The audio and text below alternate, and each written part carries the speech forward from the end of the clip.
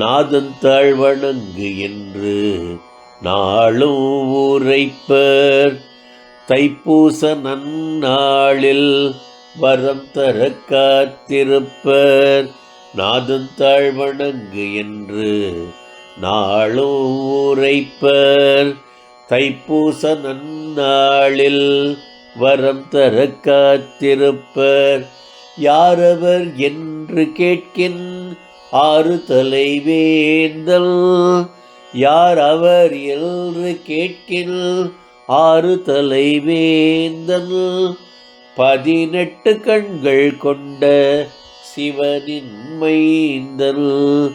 யார் அவர் என்று கேட்கின் ஆறு தலை வேந்தன். 18 கண்கள் கொண்ட சிவனின் மைந்தன். நாதன் தாழ்வணங்கு என்று நாளும் உரைப்பர். 60 நற்குணங்கள் மாந்தர்க்கு உண்டு. அழகு அறிவு திறன் என்று ஓர் வகை. கல்வி செல்வம் வீரம் தனி வகை. என்றாலும் எவ்வாறோ கந்தனை கவர்வதில்லை.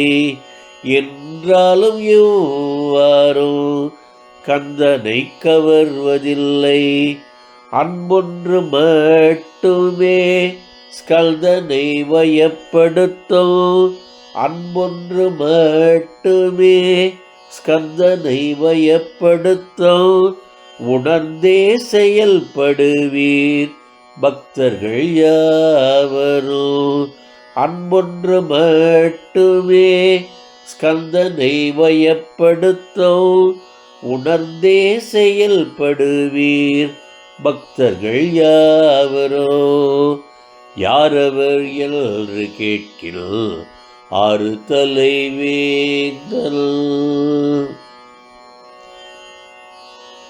திருப்பரங்குன்றத்தில் தேவயானை கைப்பிடித்தான்.